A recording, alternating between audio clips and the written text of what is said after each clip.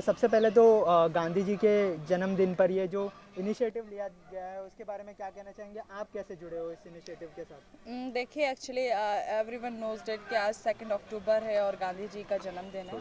तो वो इतने महान व्यक्ति थे कि हमें हर मतलब उनके जो बर्थडे है जन्मदिन में, तो उसके ऊपर एक इंडिया को मैसेज पहुंचाना चाहिए। तो हम लोग यहाँ पर सब इकट्ठा हुए हैं कि हम लोग चाहते हैं कि जो गंदगी है हमारे भारत देश में, जो भी गंदी जगह हैं, तो उसको सफाई की जाए। जो जगह जगह कचरा जो फेंक दिया जाता है, जैसे हम फॉरेन कंट्रीज़ में जाते हैं तो वहाँ पर ये सब चीज़ें अलाउ नहीं रहती हैं, उसके ऊपर आपको बहुत बड़ा जुर्माना भरना रहता है। लेकिन यहाँ पर क्या रहता है, हर जगह गंदगी फेंक देते हैं, लोग आते हैं, कुछ भी उनके ऊपर कोई मतलब रिस्ट्रिक्शन नहीं है। तो हम लोग यहाँ पर इसलिए इकट्ठा हुए हैं कि जो इंडिया के अंदर जो भी गंदी जगह हैं उनको साफ़ करने के लिए एक मैसेज पहुँचाया जाए कि आप लोग मतलब सारी चीज़ों को साफ़ रखें, जहाँ से हम निकलते हैं, जहाँ पर हम बैठते हैं, तो वो सब साफ़ रहना चाहिए। तो हमारा मेन आज एक मोटिव ये है कि सब मतलब क्लीन रखा जाए, क्लीन इंडिया मतलब बताया जाए। अच्छा, यहाँ पर जो है 1000 की तादाद में लोग आए थे, भारी तादाद में लोग, तो इनको देखकर कितनी खुशी हुई क्योंकि इतनी बड़ी तादाद में लोग जुड़े हैं इस इनिशिएटिव से, तो क्या कहना चाहेंगे उस बारे में? देखिए खुशी बहुत ज़्यादा हुई है, लेकिन अब हज़ारों में जुड़े, लाखों में जुड़े, लेकिन मैसेज आपका पहुंचना चाहिए। It's very right. इंपॉर्टेंट। आपके पास तादाद में कितने लोग हैं वो इम्पोर्टेंट नहीं रखता है, इम्पोर्टेंट ये रखता है कि कितने लोगों को वो मैसेज गया और कितने लोगों ने उसको फॉलो किया है। तो हमारा मेन चीज़ यही है कि लोगों तक पहुँचे ये चीज़ और साफ़ सफाई हो, और मतलब जो हम कर रहे हैं उस पर लोग अमल करें।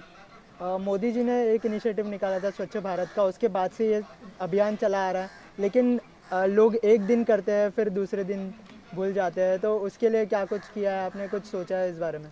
देखिए यहाँ के लोगों की सिर्फ एक ही मतलब दिक्कत ये है कि ये लोग 1 घंटे के लिए याद रखते हैं, उसके बाद राइट। दूसरे घंटे वो भूल जाते हैं। तो हम लोग ये मतलब हमारा यही मेन मतलब एक मैसेज है लोगों को कि कम से कम इस चीज़ पे ध्यान दें और साफ़ सफाई को अपनी ज़िंदगी में लेकर आएँ। अच्छा, अगर आपके प्रोफेशनल करियर की बात करें तो बिग बॉस में जाने वाली है आप, वहाँ पर सुना कहा जा रहा है कि राधे माँ भी आने वाली है, तो क्या कुछ कंपटीशन होगा या फिर कुछ रिवील करना चाहेंगे अगर बिग बॉस 9 के बारे में बात करें तो? देखिए बिग बॉस 9 के बारे में अभी मैं कोई रिविलेशन नहीं कर सकती, क्योंकि हम लोगों को मतलब क्लॉज रहता है कि यू कांट, अगर आप जा रहे हैं या नहीं जा रहे हैं तो आप किसी के सामने, मीडिया के सामने नहीं बोल सकते। 11 अक्टूबर से स्टार्ट हो रहा है, मेरी एंट्री होगी तो ऑलरेडी आपको पता ही चल जाएगा। अच्छा, मतलब ये कंफर्म है कि आपकी एंट्री होगी बिग बॉस के घर ये में? तो तुम बोल रहे हो, मैं नहीं बोल रही। नहीं, अभी आपने बोला जैसे कि मैंने ये कहा है कि अगर मेरी एंट्री होगी तो आप लोगों को पता चल जाएगा। अच्छा, अभी हमें पता चला है कि राधे माँ का और एक नोटिस आया है आपको, तो उस बारे में कुछ बताइए, इस नोटिस के बारे में। देखिए राधे माँ की ज़िंदगी नोटिस भेजने में ही गुजर गई है। वो लगातार हर 2 या 3 दिन के बीच में मुझे नोटिस भेजा करती हैं, तो ठीक है, I am ready for accept हर नोटिस एंड ऑल। तो मैं जब भी आता है कि लोग आते हैं मुझे नोटिस देते हैं और मैं खुशी से वो नोटिस पढ़ लेती हूँ, क्योंकि उसके अंदर सिर्फ ये लिखा रहता है IBN 7 में ये बात कही है, इंडिया TV पर ये बात कही है, और इंडिया न्यूज़ पे ये बात की है, न्यूज़ 24 में, हर चैनल पे जो जो मैंने बात की है वो लगातार मेरे पास एक स्क्रिप्ट आ जाती है। ऐसी चीज़ों का कोई फ़ायदा नहीं रहता है। अगर शी इज़ करेजियस और मतलब एक अच्छी औरत हैं वो, तो उन्हें सामने बैठकर बातचीत करना चाहिए और उस मामले को सॉर्ट आउट करना चाहिए। देखिए मामला बहुत बड़ा है, तो मैं तो ये चाहती हूँ कि वो सामने हम लोग जैसे मीडिया के सामने आकर राइट। डिबेट करते हैं, अपने आप को बचाते हैं, हर चीज़ का एक पॉइंट रखा जाता है कि उसने ऐसा बोला, क्या ऐसा है, तो हम लोग उस चीज़ को कन्वर्सेशन करके बात को निपटाते हैं। लेकिन जब कोई सामने वाला, चाहे कितना भी पैसा हो, प्राइम मिनिस्टर क्यों ना हो, लेकिन अगर उसके ऊपर आरोप लगता है तो वो लोगों के सामने आकर अपनी चीज़ को रखता है, अपनी बात सफाई को है। रखता है। राइट। अगर वो अपनी बात को नहीं रख रही है तो शायद उसके पीछे खोट है।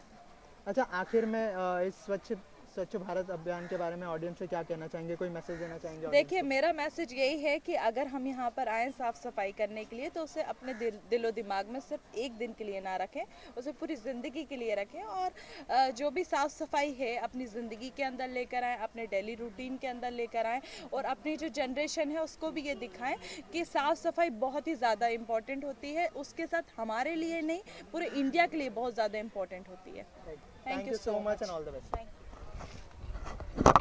दस्तावेज लेना इधर ही ले लो। जी इससे आवाज आ रहा है ना इधर।